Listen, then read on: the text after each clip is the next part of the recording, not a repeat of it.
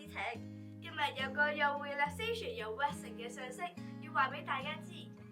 冇錯，就係我哋學校今年嘅全新嘅活動日 CRS 精神健康日。咪睇少呢個活動啊，真係可以幫到你哋由內到外叉足電、放鬆、減壓。Relaxation, resilience, relationship, rest。CRS 究竟係啲乜？就係4個幫我哋心靈提升嘅關鍵字。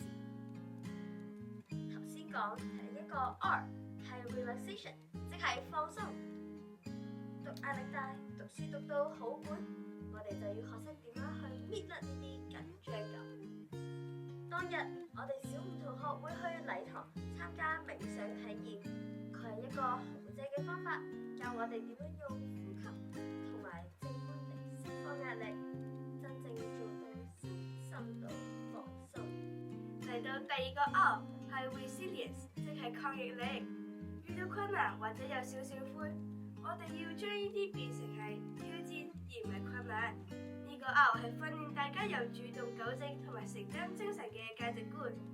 我哋會參加希望啟程，佢會教我哋會將煩惱診斷完之後，再用接飛機嘅方法，象徵式咁釋放煩惱。最後仲要訂立一個具體嘅行動方案嚟解決問題，真係夠晒實際。講到第3個 R 啦，就係 relationship， 即係建立關係。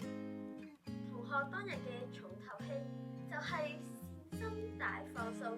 呢個活動係要將我哋嘅關愛傳遞到社區，體會團結同埋聯繫嘅快樂，做個有承擔精神嘅好學生，幫到人，自己都會開心啲㗎。嚟到最後一個 R 係 rest， 即係休息啊！全日嘅活動當然最期待嘅係食物分享啦，大家可以喺課堂一齊開開心心食好嘢，輕鬆下，享受足夠嘅休息。之後仲有大休息同埋大掃除，休息完之後就要做嘢，做大掃除咪就係實踐承擔精神，為學校出一分力。提各位同學，當日如常8:15返到學校，放學時間係1點。